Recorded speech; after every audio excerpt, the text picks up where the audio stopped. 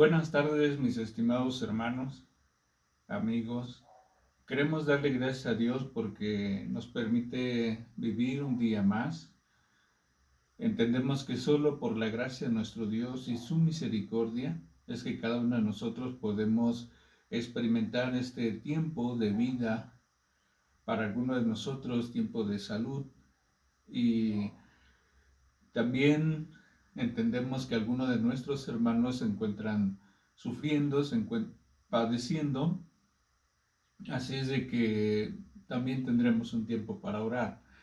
Pero el día de hoy viernes, particularmente lo ocupamos como un tiempo de estudio bíblico, un tiempo de estudio que se hace muy importante en nuestros días porque a través de él nosotros vamos a formar nuestro criterio, nuestra forma de pensar, nuestra forma de ser y nuestra forma de ver la vida. Así es de que vamos a orar a nuestro Dios para que sea el Señor quien motive nuestras vidas. Vamos a orar. Es en tu nombre, Padre Celestial, que en este día, en esta hora, queremos agradecerte, Señor, la bendición de saber que tú estás con nosotros y de saber, Padre Celestial, que tu bondad y tu misericordia se expresan en cada una de nuestras vidas, de manera personal, Señor, bendiciéndonos con nuestra salud, y de manera familiar, Señor, porque varias de estas familias, Señor, se encuentran bien gracias a ti. Sin embargo, Señor, también entendemos que hay algunos de nuestros hermanos que se encuentran doliéndose de su cuerpo, Señor, por problemas de salud, y de la misma manera, Señor, por sus familias. Queremos rogarte que en todo tú expreses tu amor y tu misericordia y nos ayudes, Señor, a salir adelante. Padre Celestial, nos ponemos en tus manos y te damos gracias, porque todo esto te lo pedimos siempre en Cristo Jesús. Amén. Pues será el tiempo, hermanos, en que podamos entonar uno o dos himnos elegidos por la familia. Cantemos al Señor.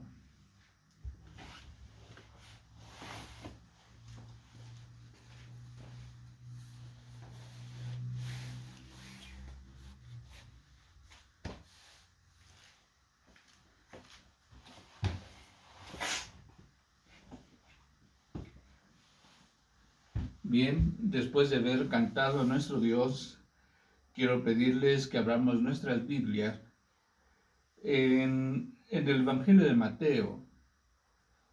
Comenté la semana pasada que pues tuvieran a bien cada uno de ustedes empezar a leer este Evangelio. Este Evangelio, el Evangelio de Mateo, capítulo 24, porque tenemos que entender lo que está pasando en nuestros tiempos. Uno de los temas que más hemos abandonado acerca de la persona de nuestro Señor Jesús es su segunda venida. A través de la historia hay una razón, y esta razón es que dicen los historiadores, sobre todo en el ámbito cristiano, que a raíz de la Primera y la Segunda Guerra Mundial, el panorama o el pensamiento de las personas empezó a cambiar. Empezó a cambiar de tal manera en que los hombres, las mujeres, sobre todo los jóvenes, empezaron a cambiar un modelo de vida. Este modelo de vida siempre se había presentado en una expresión de vivir muchos años, como que era algo hasta cierto punto normal, pensar en la vejez, y todos vamos a llegar a la vejez, y de repente la gente procuraba una vejez feliz, estable, etcétera, etcétera. Pero a raíz de la Primera y Segunda Guerra Mundial, todos estos conceptos cambiaron, porque fue una guerra que vino a lesionar al ser humano. Muchos murieron, muchos soldados murieron de diferentes países y sobre todo fue golpeada el pensamiento del ser humano. ¿Por qué? Porque se decía, bueno, en una guerra se pierde más que la vida. Y en este sentido es la forma en que se debe de vivir. Y de ahí se empieza a gestar un pensamiento de vamos a vivir el ahora. No sabemos lo que va a pasar mañana.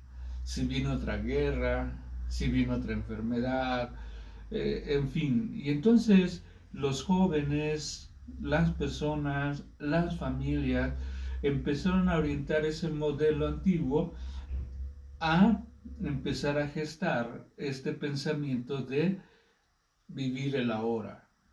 No te preocupes por el futuro, debes ser feliz ahora. Y entonces ustedes conocen algunos movimientos que se empezaron a gestar, sobre todo en la etapa de adolescencia y juventud en muchos países, donde se experimentaba el desenfreno sexual, el desenfreno de fármacos, la drogadicción, el alcoholismo. No les importaba ya el futuro, no les importaba cómo iba a terminar su vida, lo único que importaba era vivir el presente. Ese era más o menos lo que está pasando. Hoy en día, las cosas, nosotros tenemos que aprender a retomarlas de acuerdo a lo que dice la escritura. La escritura va a hablar precisamente de los últimos tiempos. Ya hemos abordado temas como la muerte, qué sucede en la muerte o lo que nosotros llamamos muerte. Y es importante que cada uno de nosotros empiece a adoptar, empiece a penetrarse en el estudio de la Biblia para así regir nuestra vida. Y entonces, a partir de ahí, la iglesia fue golpeada también con todas estas expresiones sociales. Entonces, muchos jóvenes, la iglesia en la actualidad, busca, ¿verdad?, que todo sea instantáneo, que no nos cueste trabajo, que yo llegue como a hacer el café, ya no me importa nada del café, toda la tierra, el dorar el café, en fin, ya no me importa todo ese proceso. Lo único que quiero es algo instantáneo, llegar en unos minutos a mi casa, calentar el agua, café instantáneo y listo. Y a veces así quisiéramos llevar nuestra vida, que todo fuera instantáneo. El momento, el momento. Y lo mismo pasó en la iglesia. La iglesia ha perdido esa experiencia de poder disfrutar una relación con Dios, de poder invertir toda tu vida para la gloria de Dios y solamente buscamos a Dios o solamente buscamos de Dios las bondades, su misericordia, todo lo bueno que pudiéramos obtener de Él. Incluso hasta para echarle la culpa de todo lo que nos pasa. ¿Y dónde está Dios? ¿Y dónde estaba Dios? Entonces, vale la pena que nosotros en este momento entremos a esta reflexión. Y una de las preguntas, cuando el Señor Jesús habló acerca de eh, su segunda venida, del reino que Él era el soberano, dice la Escritura, Jesús habló muchas veces que tenía que partir de este mundo y que vendría por segunda vez. Pero esta segunda vez, como lo vamos a notar en el pasaje, va a ser, dice el texto, con toda su gloria. Así es de que vamos a Mateo capítulo 24, porque para nosotros es importante entender estas situaciones dentro de nuestra experiencia cotidiana. Vamos a ver, dice Mateo 24:1. Cuando Jesús salió del templo y se iba, se acercaron sus discípulos para mostrarles los edificios del templo. Respondiendo él les dijo: ¿Veis todo esto? De cierto os digo que no quedará aquí piedra sobre piedra que no sea derribada. Versículo 3. Y estando él sentado en el monte de los olivos, los discípulos se le acercaron aparte diciendo: Dinos, ¿cuándo serán estas cosas? ¿Y qué señales habrá de tu venida y del fin del siglo? Tres ideas básicas que tienen los discípulos. 1. Dice el versículo 3. ¿Cuándo serán estas cosas? ¿Cuándo? La primera pregunta que tenemos que resolver es: ¿de qué cosas están hablando? Porque dicen los discípulos: ¿cuándo sucederán estas cosas? Segunda idea, dice el versículo 3. ¿Y qué señales habrá de tu segunda venida? Y tercera expresión: ¿y el fin del siglo? ¿Y el fin cómo será? ¿Qué señales habrá?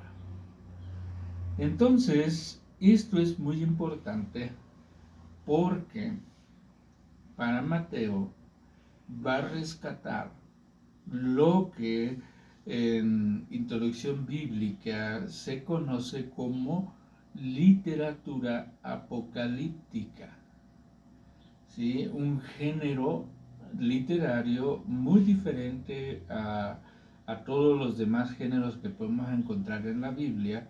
En la Biblia podemos encontrar como géneros la poesía hebrea, eh, las narrativas, la profecía, y bueno, la literatura apocalíptica es uno de estos géneros literarios que se utilizan como recurso.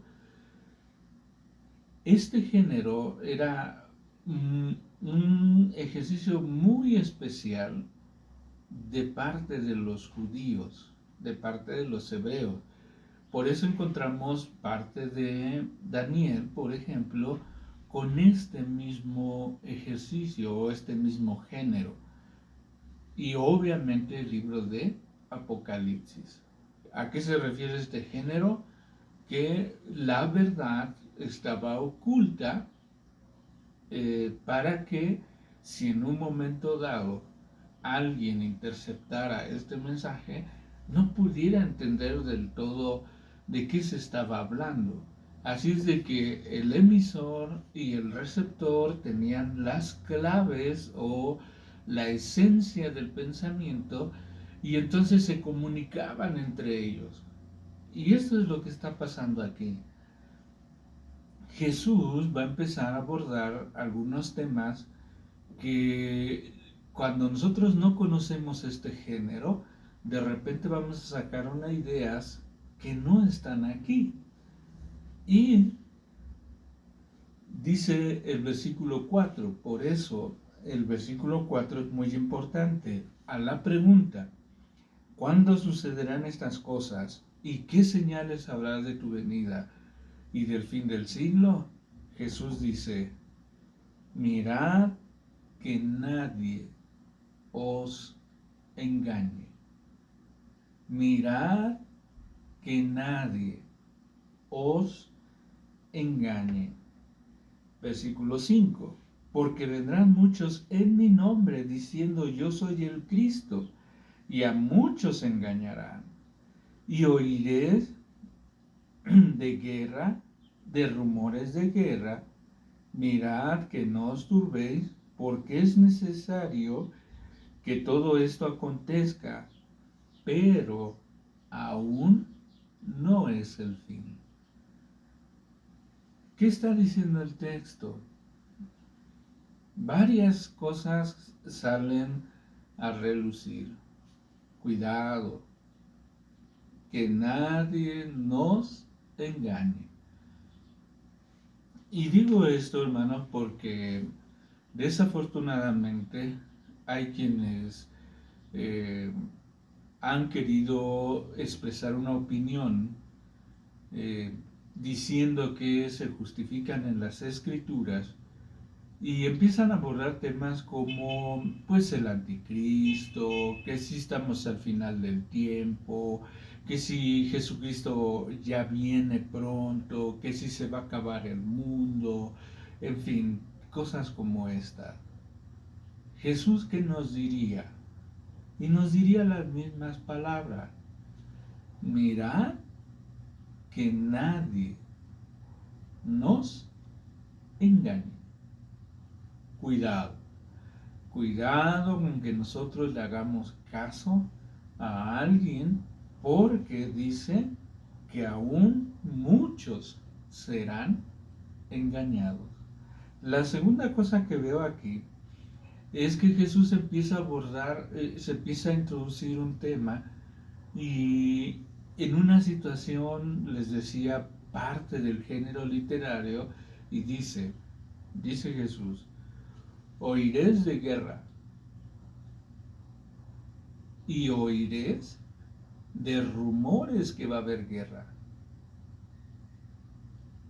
Y entonces en la historia, para empezar, muy cercano al tiempo en que todo esto está sucediendo, aproximadamente en el año 70, empieza a haber ciertos conflictos con el pueblo judío y pareciera que esto se estaba cumpliendo. Había rumores de guerras y entonces Jesús dice, eh, versículo 6, y oiréis de guerra y rumores de guerra, mirad que no os turbéis, porque es necesario que todo esto acontezca, pero aún no es el fin. El hecho de que haya rumores, el hecho de que se presenten guerras, no dice que es el fin. Es necesario que todo esto pase, pero no es el fin. Ahora, dice el versículo 8, y todo esto será solo principio de dolores. Si ustedes empiezan a leer todos estos textos, ¿verdad? Hay algo que va a sobresalir, hay algo que va a mostrarse, porque es importante que nosotros entendamos esta idea. Y dice, voy a empezar a leer a partir del versículo 29, que sigue siendo la respuesta a la pregunta de los discípulos. Y dice así, versículo 29, e inmediatamente después de la tribulación de aquellos días, el sol se oscurecerá y la luna no dará su resplandor y las estrellas caerán del cielo y las potencias de los cielos serán conmovidas. Entonces aparecerá la señal del Hijo del Hombre en el cielo. Y entonces lamentarán todas las tribus de la tierra y verán al Hijo del Hombre viniendo sobre las nubes del cielo con poder y gran gloria.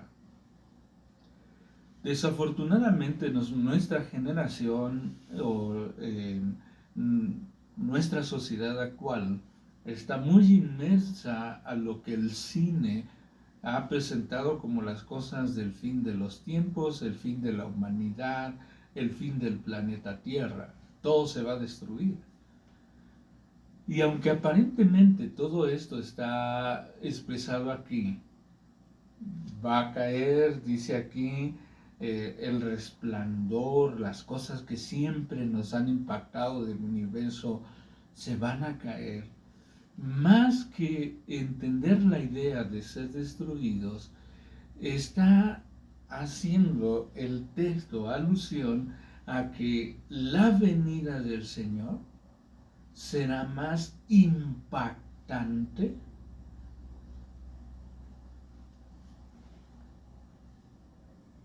que nadie quedará ajeno a esta experiencia. Es decir, si en algún momento dado nosotros observamos que es el fin del mundo, no es que se va a acabar como la idea de triturar el planeta y se acabó y se destruyó. No, sino el fin del mundo, el fin de los tiempos, el fin de nuestra vida es cuando Jesucristo venga en poder y con gran gloria. Eso es lo que está diciendo el texto. Dice el versículo 31, y enviará a sus ángeles con gran voz de trompeta, y juntarán a los escogidos de los cuatro vientos desde un extremo del cielo hasta el otro. De la higuera aprended la parábola. Cuando ya sus ramas están tiernas y brotan las hojas, sabéis que el verano está cerca. Así también vosotros, cuando veáis todas estas cosas, conoced que está cerca, a la puerta.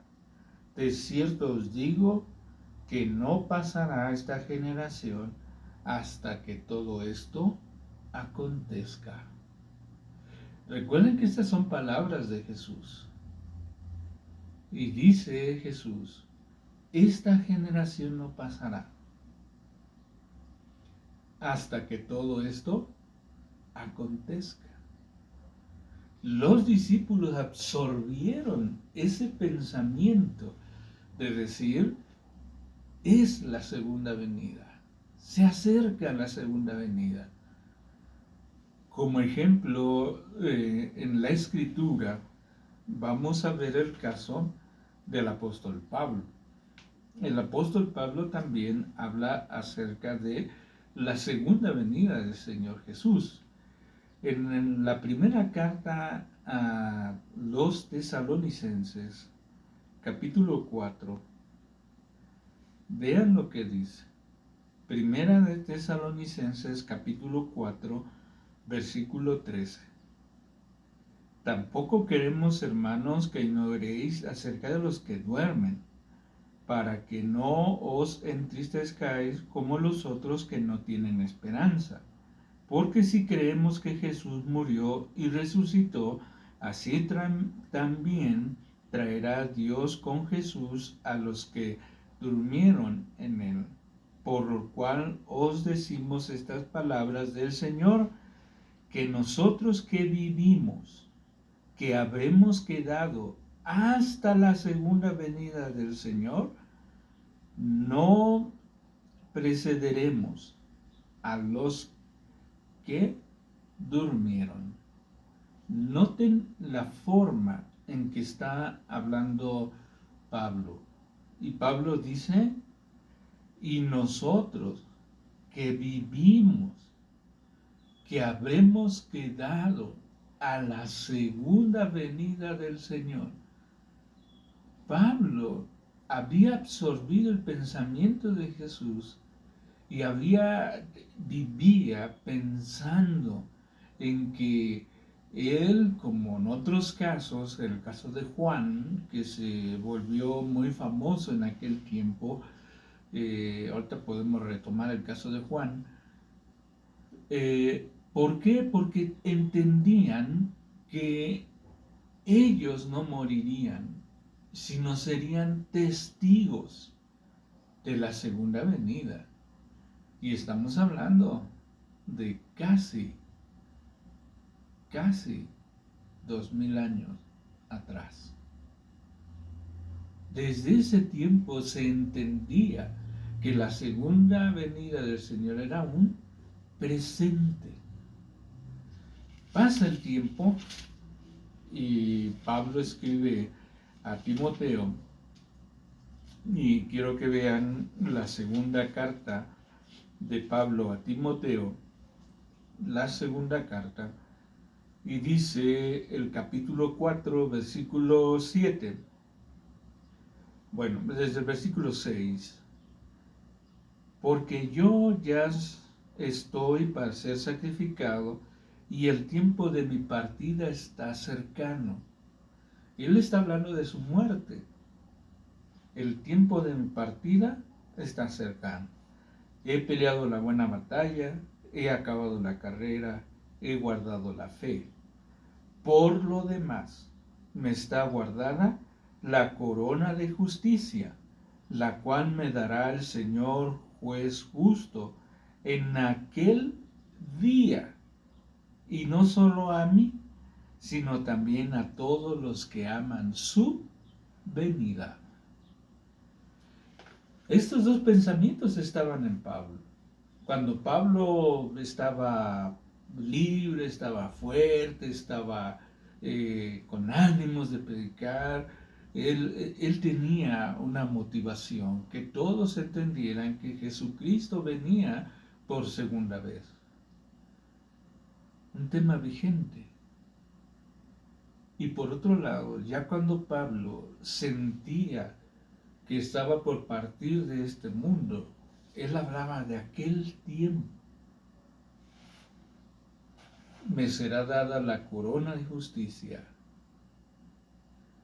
pero no solamente a mí, sino a todos aquellos que aman su venida. Entonces, en este pensamiento, muchos de nosotros debemos entender y debemos de recordar que todo lo que está pasando en nuestra vida solamente tiene sentido cuando lo vemos alrededor de Jesucristo, nuestro Salvador, y de su segunda venida. En su segunda venida vendrá con todo su poder, con toda su gloria, y como dice la misma palabra, todo ojo le verá. Y viene otra indicación. Volvamos a Mateo capítulo 24.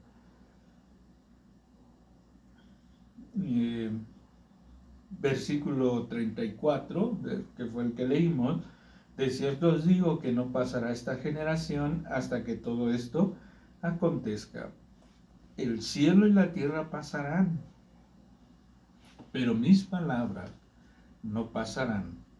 Pero el día y la hora nadie sabe, ni aun los ángeles del cielo, sino solo mi Padre. ¿Cuándo será su segunda venida? Nadie lo sabe. ¿Cuándo será el fin de los tiempos? Nadie lo sabe. Por eso es importante, hermanos, que cada uno de nosotros entendamos que debemos de vivir de estas dos maneras. Por un lado, ¿verdad? Es la experiencia de tener este encuentro con Dios y vivir con tal magnitud como si el Señor fuera a venir pronto. Cada día. Una pregunta sencilla: ¿cuándo fue la última vez que usted vivió pensando en que hoy viene el Señor Jesucristo por segunda vez? ¿Cuándo? Así es de que este tema, que para muchos es vigente, y decir, es que es el fin del mundo y es que se está presentando todos los elementos que encontramos aquí, bueno, lo que está diciendo el texto es que Jesús se va a mostrar con todo su poder y con toda su gloria. En tu vida, ¿es Jesús así? Se expresa, o tú expresas, el poder y la gloria de Jesucristo. Por eso el Señor Jesús recomienda que nadie os engañe. Es importante que nosotros entendamos cada una de estas cosas. Miren ustedes, lo que les decía del caso del apóstol Juan. Vamos a leer Juan capítulo 21, el último capítulo, a partir del versículo 20. Y con esto quiero concluir. Juan capítulo 21, versículo 20, dice: volviéndose Pedro, vio que le seguía el discípulo a quien amaba Jesús, el mismo que en la cena se había recostado al lado de él y le había dicho: Señor, ¿quién es el que te ha de entregar? Cuando Pedro lo vio, le dijo a Jesús: Señor, ¿y qué de éste? Jesús le dijo: si yo quiero que él quede hasta que yo venga, que a ti, sígueme tú. Y vean lo que dice el versículo 23. Este dicho se extendió entonces entre todos los hermanos, que aquel discípulo no moriría. Pero Jesús no le dijo que no moriría, sino: si quiero que él quede hasta que yo venga, ¿qué a ti? Entonces los discípulos llegaron a pensar a través de esta idea, es de que Juan iba a vivir, iba a ser testigo de su segunda venida. Así nosotros, hermanos, ¿cuándo fue la última vez que anhelaste fervientemente que Jesucristo viniera, que te permitiera ver con tus propios ojos cómo la luz que emana del sol o de la luna cuando está en todo su esplendor no son nada comparados a la gloria de nuestro Dios? Que sea el Señor quien dirija nuestras vidas. Así es de que en este momento, hermanos, debemos de cambiar nuestro concepto y retomar varias ideas. Primera, la pregunta del fin de los tiempos es una pregunta muy antigua. En tiempos de Jesús, Jesús la respondió y él dijo: cuidado, que nadie os engañe. Vendrán muchos con la intención de engañar, y muchos serán engañados.